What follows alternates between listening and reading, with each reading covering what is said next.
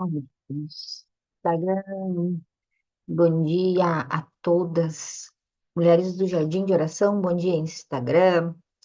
Vou começar com uma história e uma história bem poderosa. Um famoso exercício de pesquisa sociocientífica realizado em 1954 por Muzaffer Sherif e outros da Universidade de Oklahoma, conhecido como o Experimento da Caverna dos Ladrões. Sherif queria entender a dinâmica do conflito de grupo e do preconceito. Para isso, ele e seus colegas pesquisadores selecionaram um grupo de 22 meninos brancos de 11 anos de idade, nenhum dos quais havia se conhecido antes.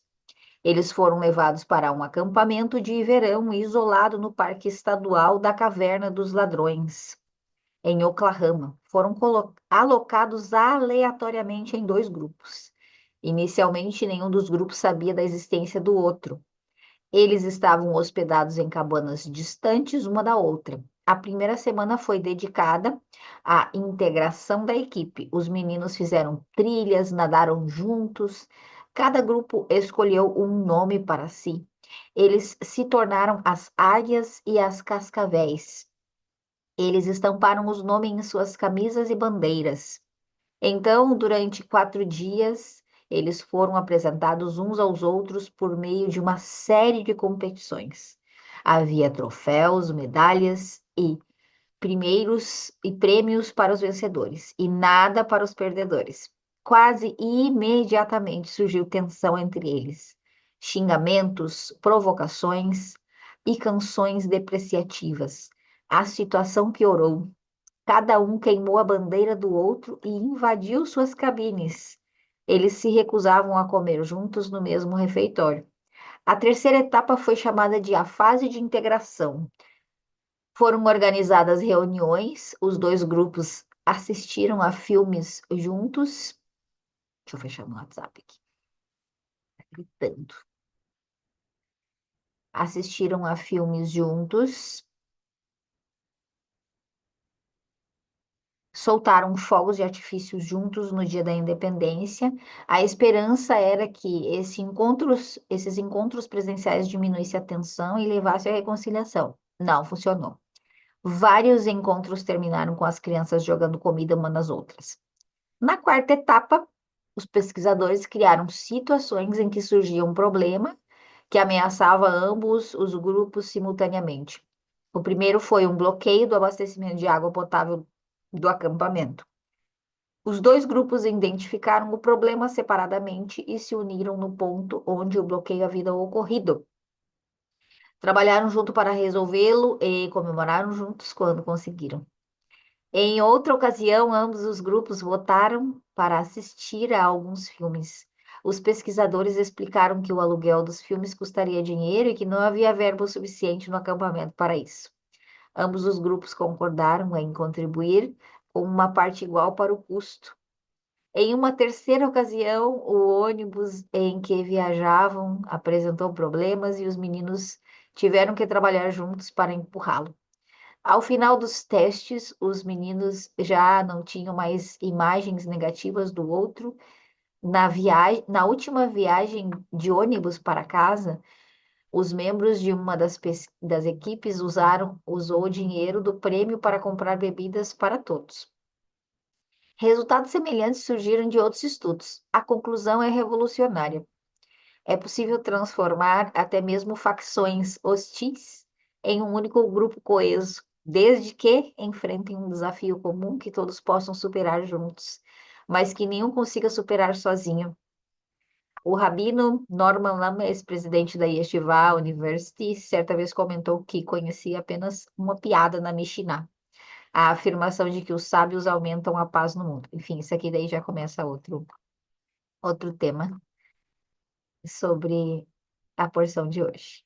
O que que eu quero falar sobre a porção de hoje que tem a ver com isso aqui totalmente? Em Êxodo 35 começa a nossa porção da semana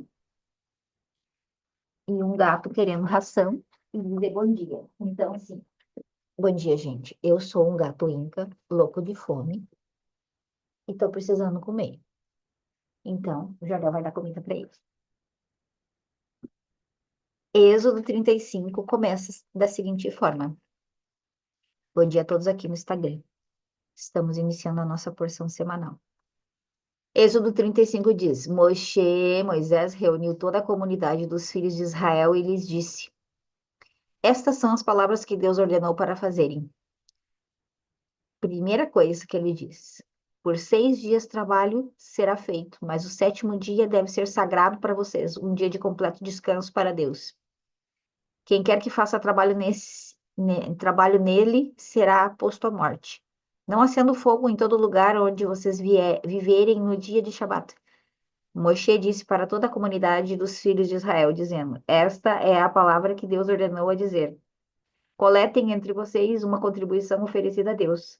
Toda pessoa cujo coração inspira generosidade trará qualquer uma das contribuições a Deus: ouro, prata, cobre, lã, turquesa, púrpura, carmesim, linho fino, pelo de cabra, pele de carneiro tingido de vermelho, couro de tarraxe colorido e madeira de acácia, azeite para iluminar, especiarias para o óleo de unção e para o incenso, pedras shoham e pedras preciosas que preenchem para o avental e o peitoral. Todo indivíduo sábio de coração entre vocês deve vir e fazer tudo o que Deus ordenou. O tabernáculo, seu teto, sua cobertura, etc, etc, etc. A construção do tabernáculo. O que estava acontecendo aqui? Na porção anterior, a gente não viu sobre isso, mas aconteceu. Eu, pelo menos, não falei sobre isso, mas quem estudou aqui no Zoom, as mulheres que receberam essa porção semanal através do encarte da porção semanal, e leu, vai saber que na porção passada houve a construção do bezerro de ouro. Então, Moisés subiu no Monte Sinai para receber as tábuas, e o povo não suportou a demora de Moshe e se reuniu junto a Arão para fazer um Deus. Está escrito em Êxodo 32. O povo viu que Moshe estava atrasado para descer da montanha. O povo se reuniu em torno de Arão e lhes disseram: Venha, faça-nos deuses que irão perante nós, pois esse homem Moisés, que nos tirou da terra do Egito, não sabemos o que aconteceu a ele. Arão disse a eles: Tirem os brincos das orelhas de suas esposas, filhos e filhas e tragam para mim. Todo o povo tirou e assim por diante. Então eles estavam atucanados porque Moisés não estava mais lá, fazia tempo, tinha se atrasado e eles pensaram, pronto, morreu, Moisés morreu, não vai vir mais, então bora fazer um bezerro e dançar em volta dele. Isso aí eu comentei na semana passada. Bora fazer um festerê assim, ó, e vai dar tudo certo. O que chama atenção e no estudo que eu quero trazer para vocês é a palavra. A primeira vez que aparece essa palavra, o povo se reuniu, que é o nome da nossa porção de hoje. Parashá Vaiekel. Vaiekel é reuniu. Aparece a primeira vez em Êxodo 32. Daí aparece agora como o nome da porção. Em Êxodo 35, Moisés reuniu toda a comunidade. Então, olha que interessante, junto com aquilo que eu acabei de falar para vocês do estudo, do experimento. Enquanto estavam esse povo, esses grupinhos de meninos reunidos e sendo incentivados à competição, eles não conseguiam fazer amizade. Porém, quando eles passaram por um processo difícil, eles enfrentaram dificuldades juntos, passaram por escuridão, por falta de dinheiro junto, ônibus quebrando e coisa. Eles viram que, cara, não é tão ruim assim conviver com esse fulano que ganhou o prêmio ali sei lá do que eles estavam competindo, mas vamos imaginar o campeonato de criança, assim, no meio como se fosse um campeonato de escoteiros, assim. Quem subiu na árvore primeiro? Ai, foi o grupo Águia, subiu na árvore primeiro. Nossa, como eles são ruins e chatos e etc. Que coisa mais banal. Agora, tá faltando luz, bora ajudar. E aí tu vai ver que o menino que ganhou a subida da árvore tá ali ajudando. E tu pensa, gente, mas ele não é tão ruim. É óbvio que não. Ele é um ser humano como qualquer outro. E na hora da crise a gente enxerga as pessoas que vão ajudar. A gente viu muito isso aqui no estado quando teve a enchente e que o estado parou para ajudar. Parou, a galera vinha de fora para ajudar as pessoas. que estavam alagadas, que precisavam de ajuda, que precisavam de comida, de água, de roupa, de que seja. Precisavam se restabelecer. Então é muito bonito ver que na palavra de Deus tem esse, entre aspas, passo a passo. Quando o povo estava disperso, estava confuso, estava caótico, estava em volta do bezerro de ouro, com essa sensação de perdi o meu líder, perdi o Moshe, eu não sei onde ele tá sumido, e agora o que que a gente vai fazer? Vamos buscar alguma coisa para acalmar essa sensação ruim. Quantas vezes na nossa vida a gente faz a mesma coisa, tá angustiada e não consegue suportar essa angústia, entender ela, analisar ela, silenciar que seja, a gente já começa a buscar subterfúgios, fuga, doce, bebida, o que for, o que seja. A gente não aguenta ficar. O que está acontecendo aqui? Por que que essa emoção está aqui? Por que eu estou me sentindo tão confusa, angustiada? O que que eu preciso? O que que eu quero que não estou tendo? Não consigo. Vou pro doce, vou pro cigarro, vou para a bebida, vou pro que seja. É a mesma situação. Esse povo estava confuso, estava precisando de uma liderança que dissesse o caminho para eles. Não, pô, gente, é por aqui. Fiquem calmos, tá? É por aqui. Que era a posição de Moisés na época. Mas com entre aspas, um perigo, uma situação ruim, Moisés, Deus, no caso, através de Moisés, disse, ó, gente, o caminho de volta é esse, Shabat e construção do tabernáculo. O que que isso representa para nós? O que que o Shabat vai representar aqui para nós? Esse lugar de unidade, de comunidade. Por quê? Porque o Shabat não é algo vivido sozinho. A estrutura do Shabat é compartilhar, é fazer uma boa refeição para comer em comunidade, é repartir o pão, é como Jesus fazia, erguer, dar graças e repartir o pão. Como no Evangelho ensina, não deixe de congregar, de sentar à mesa, de repartir o pão. Paulo exorta ainda o povo, diz assim, só não fiquem viajando, não façam bagunça, não fiquem comendo todas as comidas, reparte para que o outro que só levou bebida para comer não fique bêbado porque você não repartiu tua comida. Ou seja, era uma comunidade, cada um levava um prato. Um levava bebida, outro levava comida, e eles viviam desta forma. A nossa igreja primitiva, esse lugar de comunidade. Então é muito interessante perceber essa instrução de Deus. Se reúnam, façam um Shabat, se reúnam, descansem. Não fica trabalhando o tempo inteiro. Hoje a gente tem nessa nossa modernidade esse lugar de trabalhar direto. Ah, eu trabalho direto, eu trabalho sábado, trabalho domingo, trabalho sem parar. Ou seja, eu não paro para minha família. Eu não tenho um momento de conexão com os meus filhos. Quantos casamentos terminam por causa disso? Porque o esposo trabalha direto, trabalha o dia inteiro, trabalha sábado, trabalha domingo, não para em casa, porque está trabalhando ou está trabalhando em casa, está cansado. Fica o dia inteiro na frente do computador, está cansado de noite, não se reúne com a família. Então, Deus instruiu, gente, olha, 6 dias você vai trabalhar e no sétimo você vai descansar. Você vai tirar um tempo para quê? Para colaborar com os demais. Aqui é a construção do tabernáculo.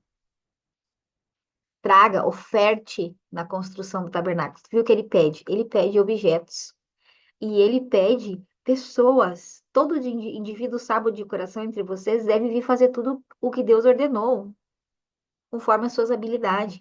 Os artesãos construindo as coisas que precisavam ser construídas. Então, quando eu li um comentário rabínico sobre isso. E eu pensei, gente, faz todo sentido. Cara, que fantástico. Foi nesse comentário que eu li para vocês ali do experimento. A construção de uma boa comunidade, a construção de que toda a igreja fala, congreguem, estejam juntos, estejam presentes, façam parte de grupos. E o quanto nós estamos nos afastando disso através das redes sociais. O quanto nós estamos nos afastando isso através da tela na cara, nesse lugar de eu e o meu quarto.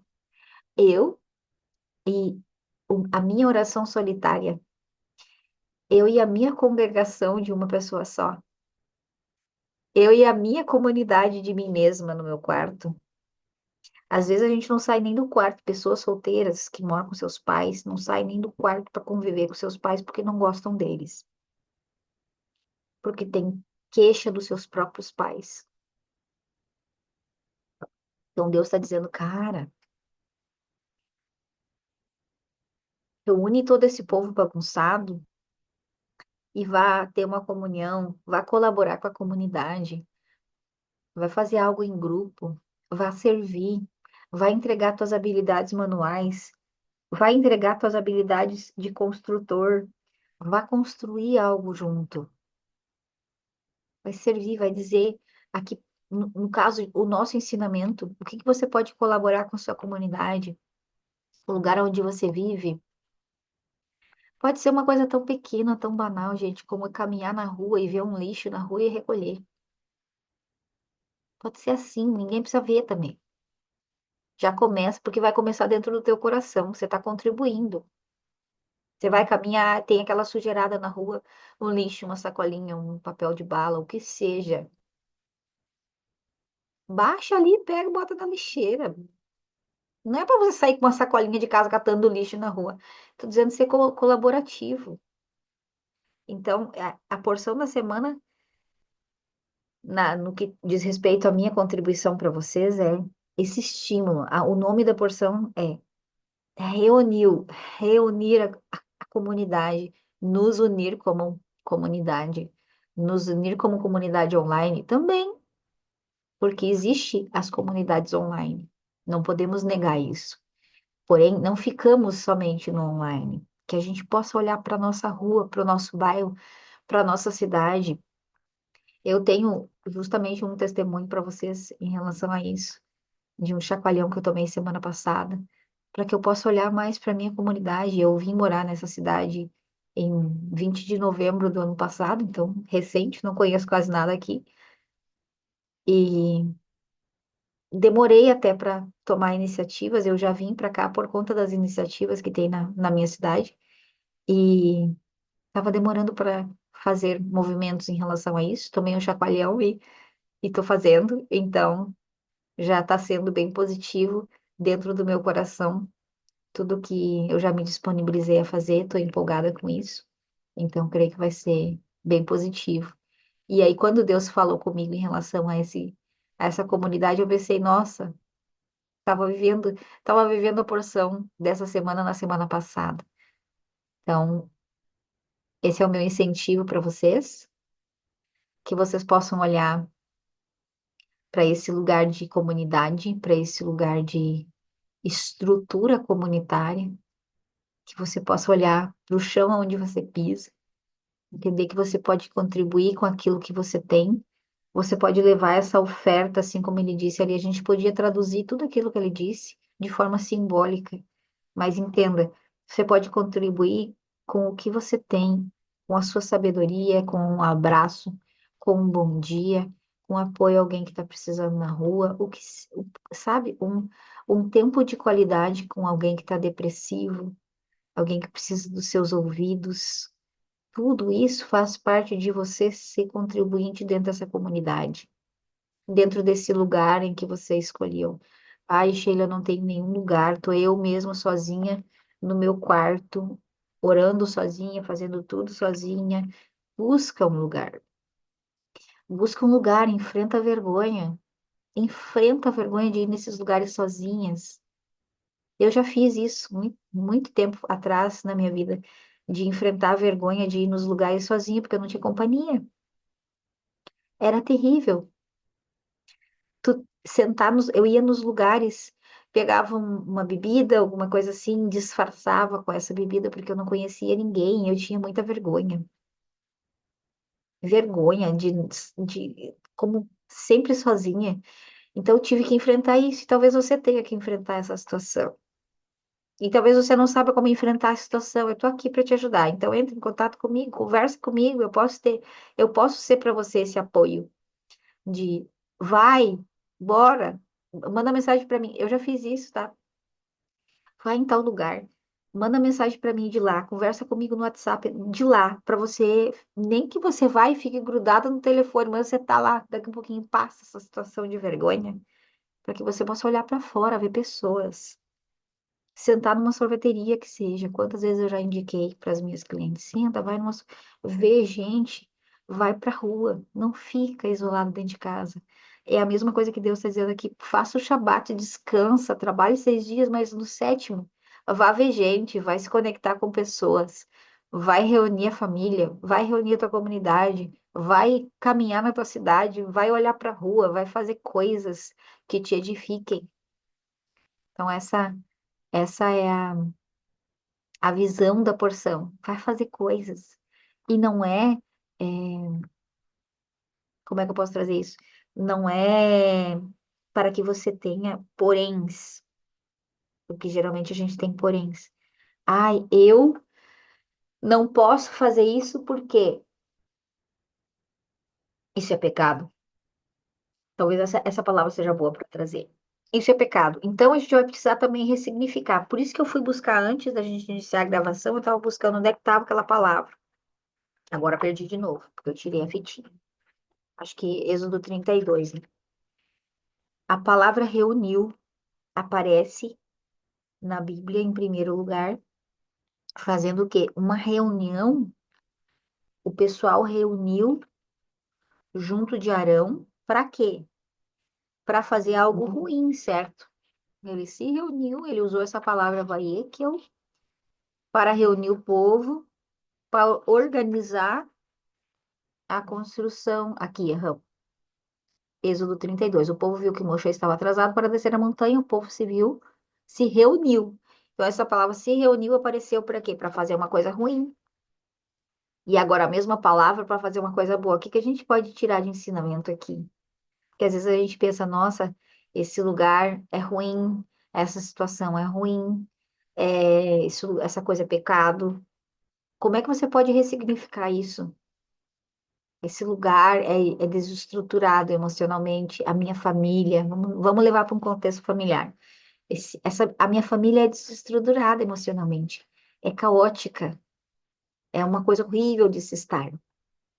Como é que eu posso, desse mesmo lugar, ser essa liderança, Moisés, com o rosto resplandecente, que ele desceu do monte com o rosto resplandecente, e ser essa pessoa que vai trazer para dentro da minha casa essa estruturação, essa construção de algo melhor, essa emanação de paz. Então você sai de dentro do seu quarto, você vai para sua sala, onde estão os seus pais, onde está essa microcomunidade, e você pode representar esse Moisés, modificando a mesma coisa que você achava que era caótica, que era desestruturada, num algo positivo, modificando essa letrinha, assim como modificou lá. Reuniram-se para girar o bezerro de ouro e fazer algo ruim. Reuniram-se para escutar a palavra de Deus e entender sobre o Shabat, sobre construção de algo junto, sobre a colaboração nessa construção. Então, a gente pode ver essa ressignificação acontecendo e a gente pode trazer para a nossa vida essa ressignificação também. Ressignificar a, a Arão como um líder que não conseguiu, um líder pacífico demasiadamente, porque não quero falar mal de Arão, Deus me livre, um líder que não conseguiu dominar o seu povo. Os comentários falam que Arão foi tentando empurrar com a barriga. Disse, então você traz os brincos das mulheres para fazer isso aí. Aí na cabeça de Arão tinha, as mulheres não vão querer dar os brincos, então vai atrasar, vai levar tempo para que eles encontrem esse ouro tudo. E enquanto isso, Moisés consegue descer da montanha. Não deu certo. Então, ele foi fazendo estratégias, Arão foi fazendo essas estratégias para deixar com que as coisas passassem e Moisés chegasse, porém Moisés não chegou. Então, olhar para esse, entre aspas, erro de Arão e entender como eu posso ser mais assertivo, como eu posso ter um comportamento que guie mais do que o comportamento que promova mais desordem. Porque eu posso refletir sobre isso e ter esse direcionamento interno. Como é que eu posso trocar isso? Então, tem várias coisas que a gente pode perceber da porção referente às porções anteriores disso. Antes era assim e agora é assado. Mo- Moisés, quando estava antes, estava ok, veio Arão cuidando quando Moisés saiu, não deu bom. Como é que eu posso ter uma boa liderança? A mesma história em relação às palavras, e assim a gente pode fazer com várias coisas em relação a essa porção. Certo, minha gente? Eu gostei demais dessa minha própria porção, achei que esse direcionamento de Deus em torno de construção de uma comunidade, de criar uma unidade juntos, de construir algo junto, de sair dessa competitividade e olhar para o que que a gente pode construir junto e que não seja para isso necessário uma crise, um problema, uma dificuldade, assim como o estudo que a gente teve. Não seja para isso necessário, mas que nós possamos já obedecer à voz do Senhor e dizer: tá bom, entendi. É para se juntar, é para reunir a comunidade, é para mim ser mais ativa dentro da minha sociedade. Como eu vou fazer isso e aonde? Aí você, no seu individual, vai ter que ver no seu ambiente de trabalho, pode ser também.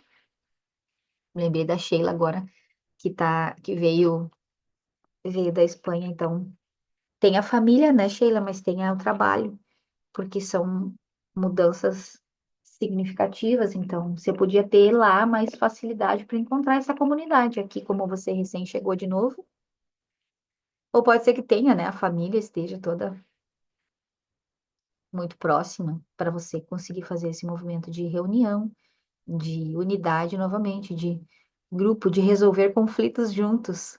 Cara, tem coisa mais sensacional do que resolver conflitos juntos.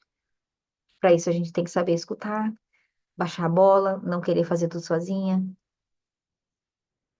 Ainda estou no processo de rever a todos. Muito legal. Então, Instagram, eu fico por aqui. Se você quiser entrar no nosso grupo de Zoom, nós estamos aqui todas as segundas, às 7 e às 8h30. Às 8h30 tem leitura de livro. Nós estamos lendo um livro chamado Portões do Agradecimento, do Rabino Shalom Arush. Muito bom, mudando nossa dinâmica interna através desse livro, assim como outros livros que a gente já leu. Se você quiser acessar isso, entra no link da minha biografia, é um grupo de mulheres gratuito, aonde a gente se conecta, aonde a gente tem uma comunidade, aonde uma ora pela outra, a gente faz vários movimentos juntas e é muito bacana. Então, beijo para vocês e nos vemos na quinta-feira com meu esposo Jardel. Até. Depois eu compartilho aqui. Quero ouvir vocês, se vocês leram a Paraxá. Tem um, o ponto da Paraxá lá no Novo Testamento, que Hum. vai, entre aspas, falar mal da Paraxá. Eu É, queria comentar uma coisa, então, Sheila, já porque eu faz eu tô tempo. num momento que eu posso falar, Vai que eu tô dizer em sobre a deslocamento. construção do tabernáculo. Antes era uma coisa externa, e agora a gente tem que entender que é uma coisa interna, é de consciência. O tabernáculo está dentro do nosso coração e etc e tal. Eu não vejo como algo separado. Eu entendo que é a mesma coisa. É justamente esse movimento. Moisés desce e diz: ó, gente, nós vamos ter que construir algo juntos, que é exatamente do experimento, para para que o povo pudesse olhar para o. Vamos imaginar a pessoa fazendo a pintura lá nos tecidos, no sol, e a outra batendo no cobre para fazer o negócio formar um jarro, alguma coisa para dentro do tabernáculo, e aí esses dois que aparentemente eram rivais, ou tinham algo contra um outro, não ia com a cara, sabe? O santo não bate, aquelas essas palavras, ai, eu não fui com a cara daquela fulana. Só que assim, um do lado do outro, trabalhando o dia inteiro no sol, cara, surge conversa, surge amizade, a solução de problema junto é fantástico. Sheila, pode falar.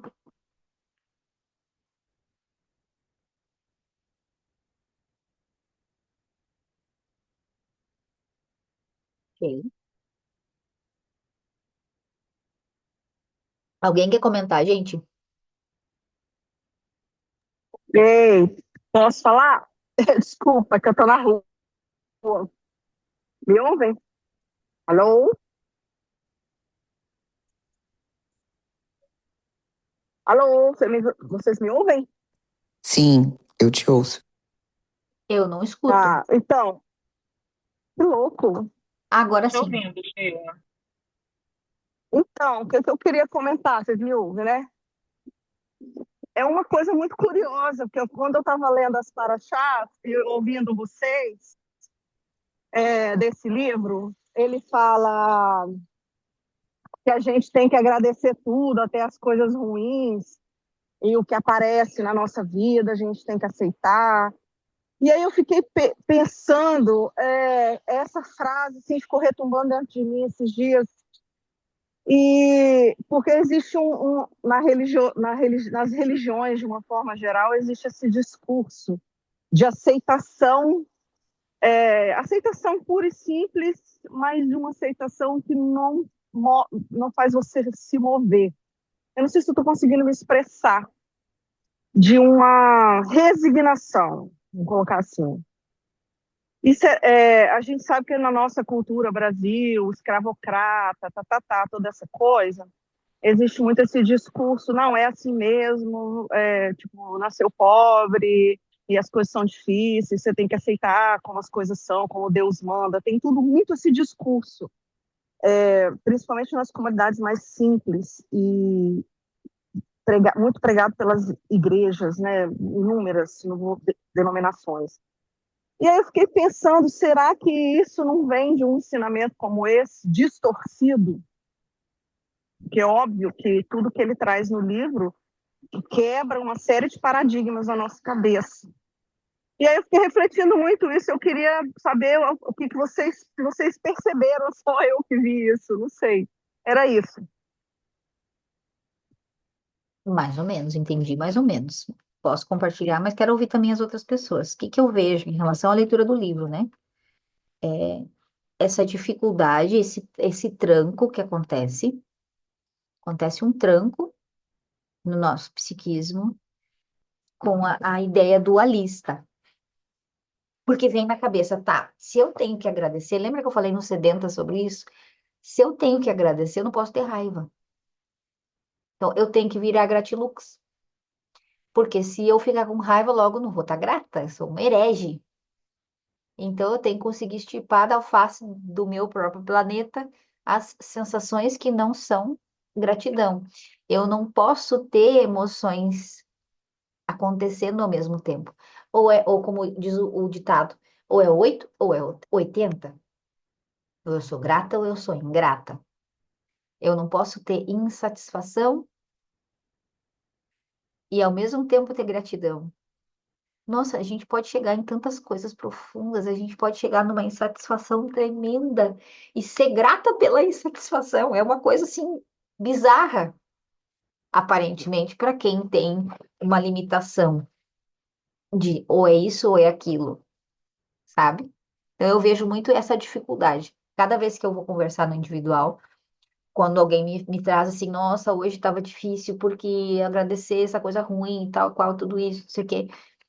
E eu trago sempre isso, é porque a gente fica nessa confusão, eu tenho que ser 100% grata ou eu sou ingrata. Jardel pode falar.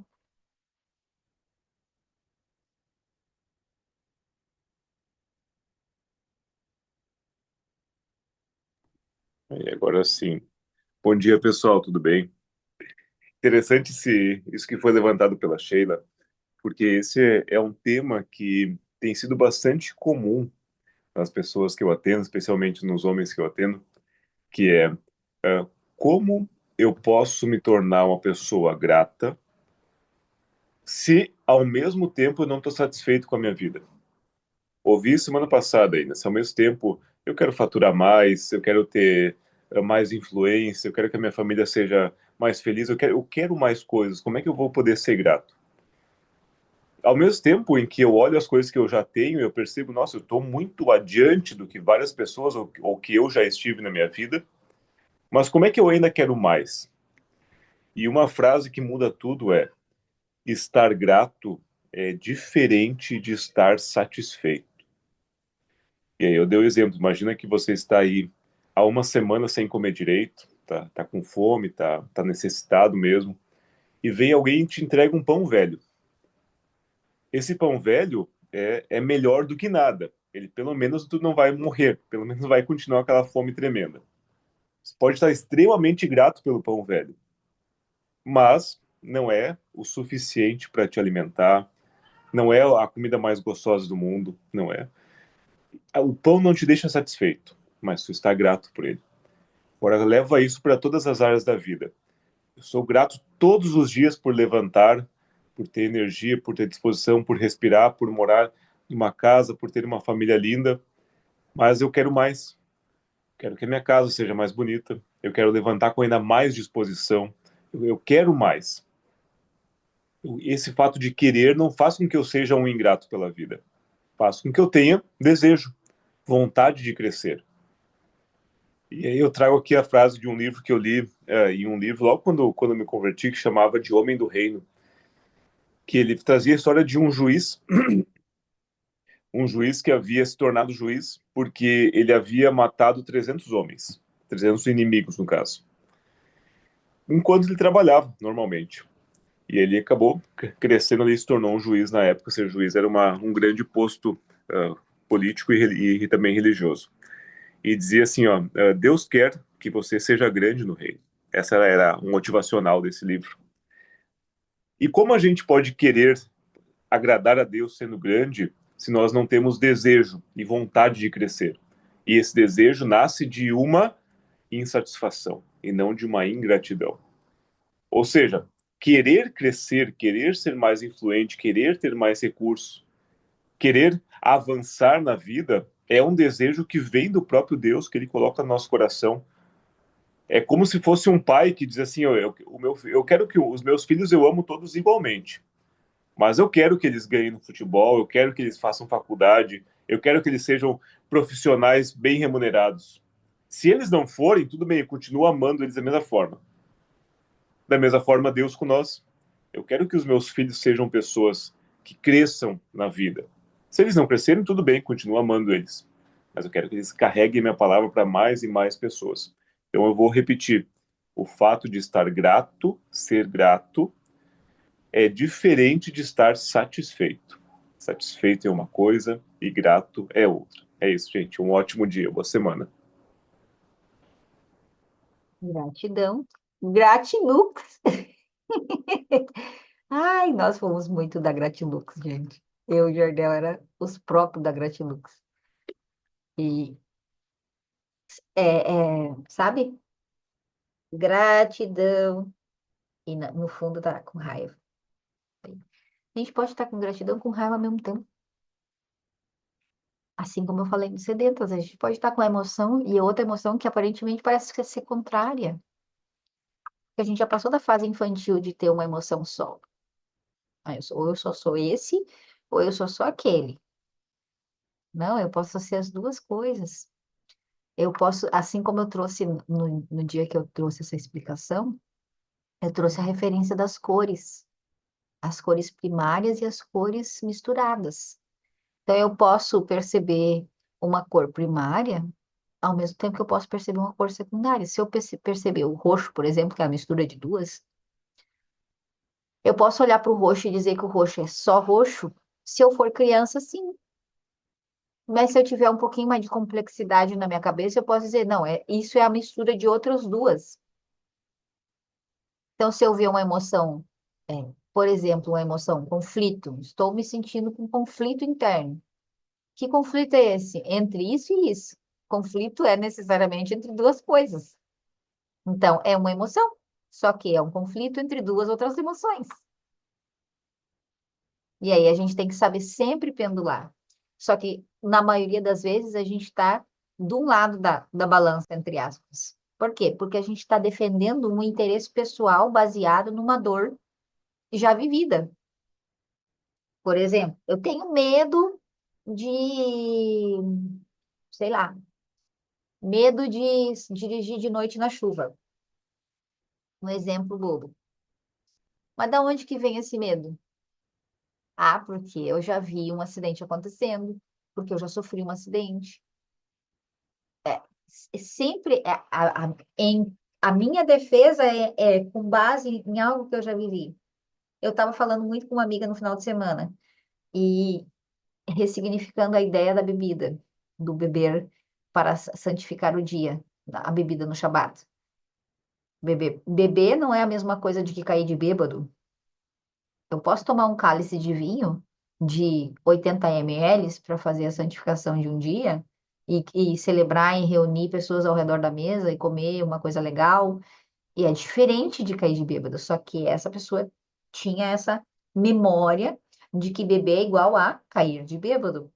Ela estava num lado da balança defendendo um algo baseado numa dor vivida. Beber é igual cair de bêbado, logo destruir famílias, machucar, gritar, brigar, etc. e tal. E não é, nem é 8 nem é 80. A gente pode chegar numa consciência, no meio termo, usar o neocórtex e perceber, não. Sim, realmente pode ter bebê de bebê cair de bêbado, pode ter bebê, pode ter não beber nunca, e pode ter, tipo, tudo bem beber um golinho. Eu não vou me passar. Pode falar, Dani. Eu gostei bastante do que Sheila, as duas, né? E também Jardel falou. Ahn, Duas coisas que eu vejo, assim, em discursos, principalmente, Sheila fez uma comparação de cultura, né?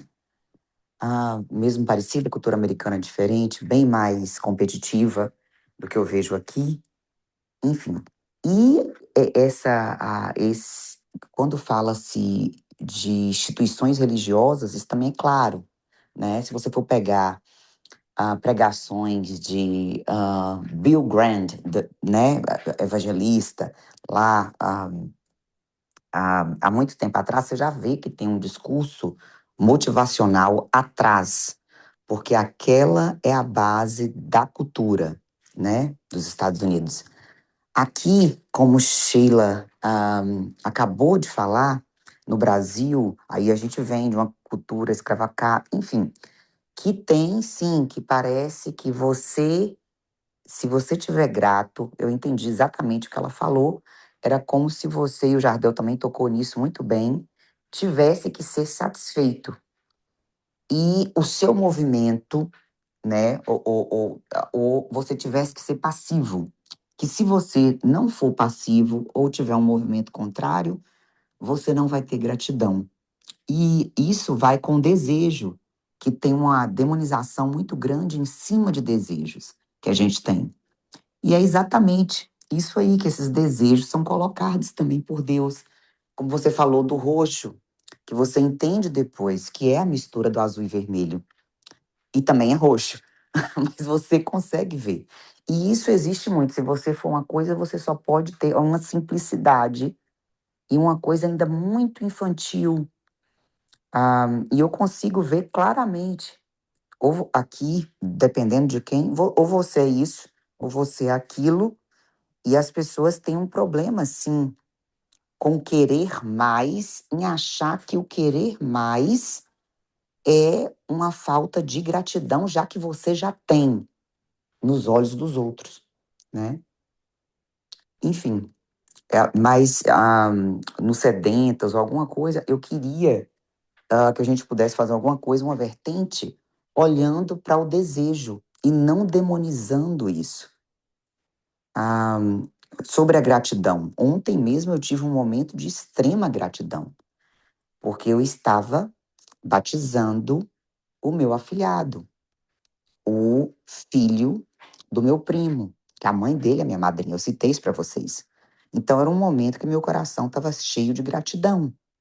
Não quer dizer que naquele dia eu também não olhei para aquelas crianças e olhei e falei assim: nossa, como seria bom que eu tivesse uma. Você está entendendo? Não quer dizer que eu não amo e não queiro o melhor e não estava feliz, que eu tô. E demais, amo demais, né? Ainda mais que é família. E brinco e tal. Não quer dizer que durante aquele dia inteiro eu não olhei algumas vezes as crianças brincando. Falei, como seria bom se eu tivesse uma, né? Então, assim, uma coisa não anula a outra, mas existe. Principalmente, eu acho que o Jardel pontuou bem, principalmente se esse desejo tiver associado a algo material, a construção que remete, eu acho que essa paraxá foi muito boa, porque remete como se a gente quisesse construir o bezerro de ouro. E muitas vezes a gente se constrói e se confunde. Por exemplo, eu estou fazendo uma caminhada enorme que desde o começo, onde até o lugar que eu escolhi viver por muitos anos, enfim, onde o bezerro de ouro era a minha segurança. Eu estou falando financeira, né? De usar o dinheiro como essa segurança. Então tem essa linha fina, sim, mas eu vejo uma demonização, como a Sheila falou no começo, daqui no Brasil, que se você quiser mais, é como se você não fosse grato. Eu também vejo isso também aqui na cultura, onde se você falar alguma coisa, você vê que a pessoa fala, pô, essa mulher é insatisfeita, né? Esse ser humano é insatisfeito. E é exatamente isso. Sim, eu sou grata, mas eu também sou insatisfeita. Eu acho que pode melhorar, pode ficar melhor, pode ir para um outro nível, né? Enfim. Esse tema é muito bom, muito pertinente, inclusive. Teve uma vez que nós estávamos na nossa igreja e o pastor falou assim: Olha, a nossa igreja tá sendo taxada como a igreja dos magnatas, das pessoas que só quem vem aqui é quem tem dinheiro. E eu disse assim: aleluia, né? Tipo, top! Eu não era uma dessas, né? Mas eu tava querendo ser. Fiquei alegre com isso, fiquei feliz com esse rótulo da igreja. A igreja é uma pessoa de gente. Ali só vai os ricos. Fantástico! Por que não? Por que não? Por que não ter poder aquisitivo para impactar mais pessoas? Por que não? Qual é o problema disso? Ah, não, porque Jesus é pobre. Aonde? Me prova que ele era pobre. Não era próspero. Ele tinha muito recurso. Ele era influente. Ele era muito influente.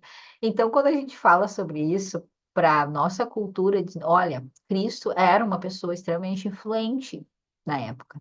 Ele recebia, e ao redor da mesa tinha as lideranças da época. Pensa que tu vai, se um pobre mendigo vestido de roupa de trapo vai receber todas as lideranças na sua casa.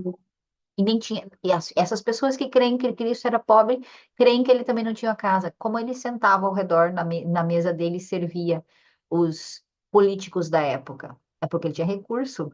A mesa dele era grande e farta, porque ele era considerado um beberrão e um comelão. Da onde ele tinha recurso para comer e beber coisas boas. Ele tinha poder aquisitivo. Então, quando a gente traz essa nova percepção às pessoas que estão cativas nesse lugar de não, mas eu tenho que ser pobre para poder ser parecido com Jesus, senão eu não vou ter salvação. E aí a gente desconstrói isso. Não, que isso? Quanto mais poder aquisitivo você tem, mais você pode impactar positivamente as pessoas ao seu redor. Realmente você pode impactar muito mais quando você tem mais recurso. Então, bora fazer mais recurso. Bora servir mais. Para servir, tu tem que ter recurso para servir. Tu pode servir com o teu intelecto? Pode, com o teu apoio? Pode. É sempre um começo. Mas se você tiver recurso financeiro, vai ajudar muito mais. Muito mais. Tu vai conseguir comprar coisas para essas pessoas que estão necessitando. Você vai conseguir pagar a educação para essas pessoas que estão precisando de educação. Olha, é um tema bem relevante, que eu gosto muito de falar, porque eu creio profundamente de quanto mais prosperidade nós temos, mais recursos, mais poder aquisitivo a gente tem, mais sim a gente pode impactar a nossa comunidade, ao nosso redor, a nossa família, os nossos amigos, e isso é bom.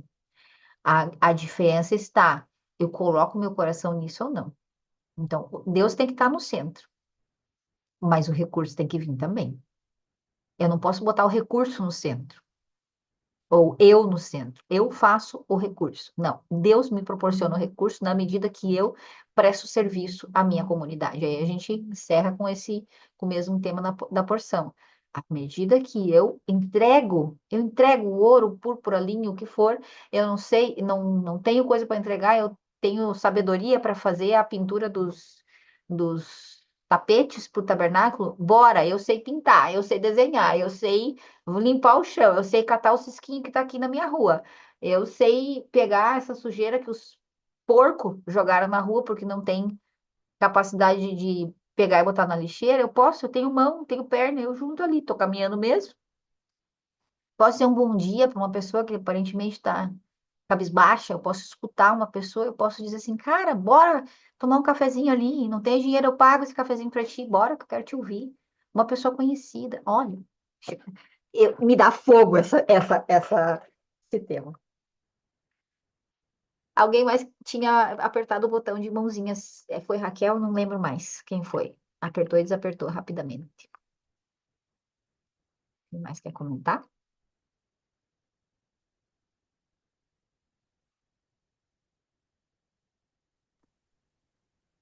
Eu quero compartilhar uma última coisa sobre esse aspecto dos recursos materiais antes de sair aqui. Tá ouvindo? Sim, depois tu pode trazer para mim o livro Shara Geilulim também. Sim. Sem recursos materiais, o nosso próprio servir fica restrito, porque a mente humana, ela liga o modo emergência quando a gente está com muita necessidade.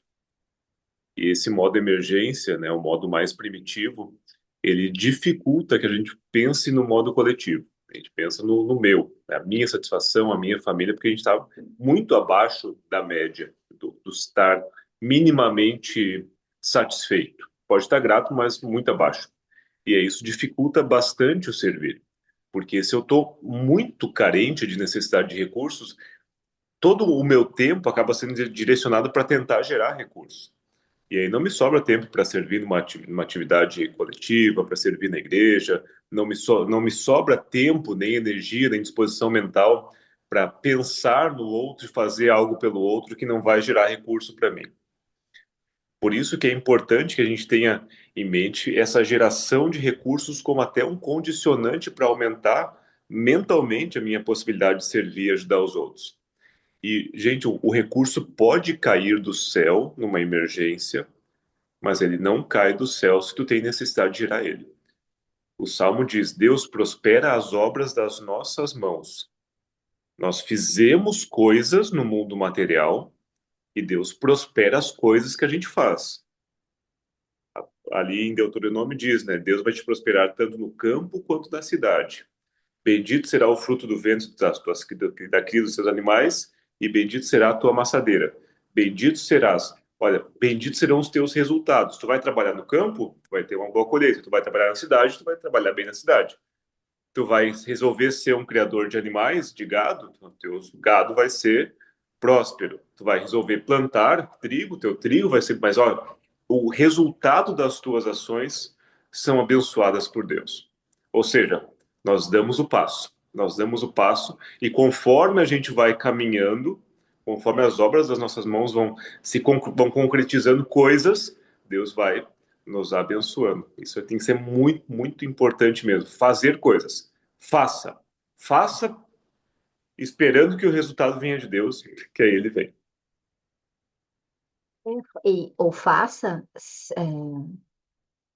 pelo fazer, faça por essa ideia de comunidade que eu disse. Eu vou falar brevemente que me aconteceu semana passada. Eu estava numa profunda tristeza, porque eu queria muito uma amizade. Eu queria muito, muito, muito uma amizade. Ai, eu orei eu orei 150 salmos por essa amizade. Parei 4 horas e 20, deu, fazendo salmos, porque eu pedi para Deus, cara, eu quero essa amizade, eu quero ter amigos, e eu quero esse grupo de amigos, um grupo que já é próximo de mim, mas que eu não percebo essa amizade. E Deus simplesmente abriu a porta, ele me respondeu 2 dias depois. Ele abriu a porta para mim ajudar, para mim servir.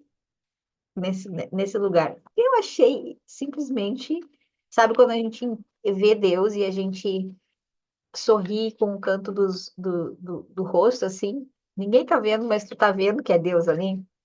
Eu disse, cara, o Senhor é fantástico. Por quê? Porque Ele não me deu amizade, Ele me deu servir. É como se Deus tivesse assim, ó, filha, você quer ter amigos? Resolve um problema junto. Vai lá e se oferece para ajudar. Eu pensei, cara, é isso. Me ofereci para ajudar. E fui aceita, tipo assim, bora, então bora, bora fazer acontecer. E eu pensei, meu, eu não ganhei amizade. Eu ganhei a possibilidade de trabalhar junto, de construir o tabernáculo junto. Eu pensei, que demais, que demais. Por quê? Porque através disso a gente consegue construir boas amizades. É nesse negócio da construção, nesse negócio de baixar a cabeça e bora resolver isso aqui, vamos ver o que que a gente pode fazer, vamos ver como servir aí. Na prática, eu peguei. Eu já falei isso para vocês em algumas vezes. A gente veio morar nessa cidade por causa de um, em- de um movimento que está acontecendo na cidade que vai demorar um montão de tempo, que é a Estância 360, que é um projeto filantrópico que é para a mudança da cidade até 2050. Então, é um projeto a longo prazo, bem a longo prazo. E eu estava participando como esposa do Jardel na área que ele está participando, que é a educação, na área da educação. Só que tinha uma área vazia, ninguém tinha ocupado essa área ainda. E eu, sabe, não, eu tô na área da educação com o Jardel e já era, né? Aí eu fui falar com a moça que ajuda ali na liderança e ela disse assim, cara, mas a área 2 está precisando muito, tem tudo a ver contigo. E eu disse, tá bom, vamos lá encarar essa área 2. Fui olhar a área 2, meu, a ideia da área 2 é consciente coletivo. Eu disse, cara, é totalmente a minha cara, consciente coletivo. Amei. Então, Deus me deu um presente gigantesco e eu pensei, gente, que bacana isso aqui. Muito bacana. Então, fecha totalmente com a porção dessa semana da gente estar disponível para aquilo que vier. E pode ser que venha uma coisa bem nada a ver na tua frente. E você só precisa encarar isso como algo que vem de Deus. Quero fazer uma oração, iniciando com uma oração que tem num livro, por causa de uma palavrinha aqui, depois eu continuo. Alguém mais quer comentar para a gente poder orar e encerrar? Fiquei muito feliz que a Alba está participando. Bora orar então, para que a gente possa desendurecer o nosso coração e formar comunidade. Soberano dos mundos e Senhor dos senhores, Pai da compaixão e do perdão. Nós, mulheres do Jardim de Oração, Jardel, seus esposos, representante de todos os esposos, os namorados, os futuros maridos e os homens dessa comunidade Jardim de Oração, nos apresentamos e nos curvamos perante Ti, Adonai, nosso Elohim e Elohim de nossos pais. Nos prostramos com gratidão, porque o Senhor tem nos trazido para perto da Tua palavra, para perto da Tua obra de santidade para revelar a nós tudo aquilo que tu és, bem como por ter nos dado uma parte do segredo da tua sagrada palavra. O que somos nós e o que vale a nossa vida para que tu nos demonstre tamanha bondade e amor.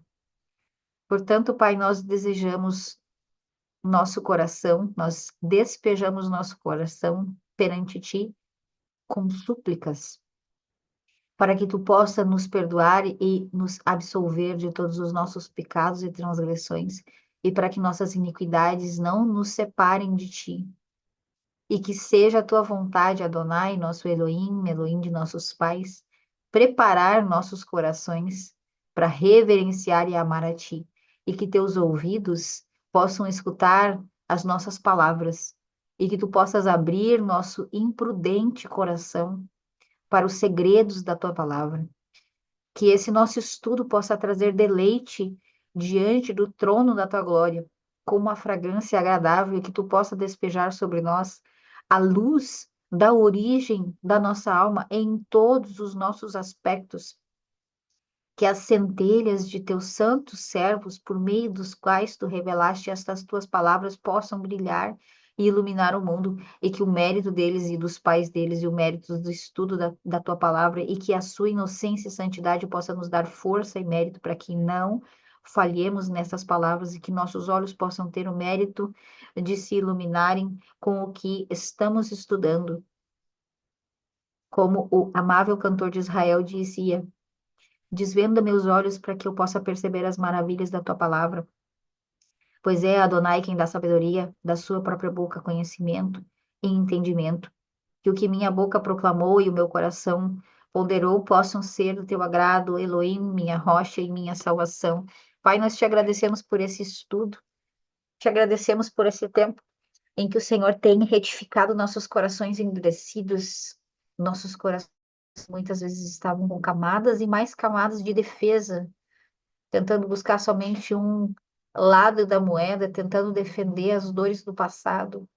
Senhor, que nossas camadas, que nossas escamas possam ser abertas, que nós possamos unificar Antigo Testamento, Novo Testamento, que nós possamos, Pai, não mais olhar para os nossos irmãos judeus como inimigos, como aqueles que mataram o nosso Cristo, o nosso Messias, mas que nós possamos olhar para eles como sábios, nossos irmãos, que têm muito a nos ensinar, que escreveram muito sobre a tua palavra, que nós possamos olhar para essa rivalidade e entender que sim, a gente pode construir um tabernáculo junto, não mais um tabernáculo físico como era antes e como Paulo diz nas escrituras do Evangelho, mas que seja no nosso coração, entendendo que uma coisa não pode anular a outra. Uma coisa não anula, o Novo Testamento não anula o Velho. Que nós possamos, com o nosso coração duro, ser restaurados nesse lugar. E que nós possamos entender a unidade que existe nisso. Cristo veio para trazer algo a mais, não para dizer que tudo que foi feito era estranho ou impróprio ou equivalente a nada. Cristo veio para dizer, gente, é por dentro, que a comunidade que existe no nosso coração seja acendida por essas palavras que foram dedicadas nesse estudo, que a rivalidade que existe no nosso coração, dentro do nosso próprio psiquismo, seja pacificada, que nós possamos ser iluminados pela luz da tua palavra, que nós possamos novamente nos reunir como essa porção reúna o povo para que possamos vivenciar o Shabat e construir um Mishkan, um tabernáculo, que nós possamos voluntariamente. O Senhor está nos dando uma oportunidade, nós te agradecemos por isso. Voluntariamente nós aceitamos a tarefa de construir o nosso próprio tabernáculo dentro do nosso coração, não por soberba, mas porque nós baixamos a nossa cabeça e dizemos: eu posso contribuir, sim, eu posso contribuir com a minha voz, eu posso contribuir com o meu ouvido, eu posso contribuir com dinheiro, eu posso contribuir com sabedoria, eu posso contribuir com as minhas mãos e aquilo que eu sei operar, eu posso contribuir com aquilo que tem no meu coração. Eu quero e vou que todas as mulheres que estão ouvindo essa oração possam ver as portas abertas durante essa semana para que haja contribuição. Aproveitem, mulheres, cada oportunidade de servir, de ajudar, de recolher um lixo na rua, de ter uma palavra de amizade com a pessoa que está precisando, de ter uma escutativa, de entregar oferta financeira, o que seja, faça aquilo que precisa ser feito e o que estiver na tua frente para fazer, porque entenda que é Deus enviando essa porção semanal, dizendo: filha, faça, obedeça e faça, perceba que o nosso coração, a nossa mentalidade, o nosso sistema neocórtex esteja ativado, Pai, que nós possamos ter mérito através desse estudo, de estarmos mais conscientes das nossas emoções, para que nós não mais nos defendamos dos erros do passado, mas que nós possamos estar dispostas a agir, a fazer, a executar, pegar uma palavra, a ser ativa, que a preguiça que possa habitar em nós seja reconfigurada, não excluída, porque preguiça existe, que seja reconfigurada. Assim como o Senhor não excluiu a palavra reunir uma vez que ela foi deturpada. A primeira vez que apareceu a palavra reunir, vaiê, que eu fui para desestruturação e o Senhor não escolheu excluir ela da tua palavra, o Senhor deu um novo significado. Reunir, pode ser reunir algo bom, que nós possamos, dentro do nosso coração, ressignificar tudo aquilo que tem de errático dentro de nós, que nós possamos, ao invés de tentar excluir, ressignificar, que nós possamos olhar para os nossos traumas, para a raiva que sentimos e nós possamos utilizar ela como fonte de energia, para que seja essa a sua vontade, que possamos ter essa força durante essa semana, que os nossos olhos permaneçam abertos, que a nossa consciência permaneça acordada.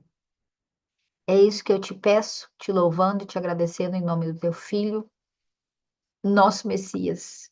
Amém. Amém. Gente, gratidão por hoje. Que nós possamos ter esse senso de comunidade na nossa comunidade Jardim de Oração, que nós possamos sempre nos lembrar umas das outras em oração, que nós possamos acender uma vela, que nós possamos, se não, você não é de acender vela, não condena quem acende vela. Se você é de fazer oração, faça a sua oração. Quem é de acender vela, acenda a vela. Quem quiser acender o incenso, acenda o incenso em prol do grupo. Diga, eu emano boas vibrações para esse grupo, que esse grupo cresça. Sim, que esse grupo cresça. Por quê? Porque não precisa ficar só em nós, que nós possamos elevar a consciência de mais pessoas, que nós possamos levar uma palavra positiva para uma pessoa que está precisando de dor. Sim, então que nós possamos divulgar esse trabalho, divulgar esse lugar em que todas nós estamos aqui gratuitamente. Não sou só eu que estou aqui gratuitamente, vocês estão aqui gratuitamente para me ouvir. Vocês estão ofertando na minha vida toda segunda-feira, dando os ouvidos, estando aqui presente, não me deixando sozinha. Eu estou ofertando e vocês estão me ofertando, e eu sou muito grata por isso. Muito grata por isso. Grata pela presença de todos vocês. Eu amo muito nós. E eu já fecho e já abro a nossa sessão de leitura do livro Portões do Agradecimento, que tá assim, ó, difícil de digerir, viu? Olha, 8h30 tá difícil, mas a gente continua, permanece. Beijo, até já já.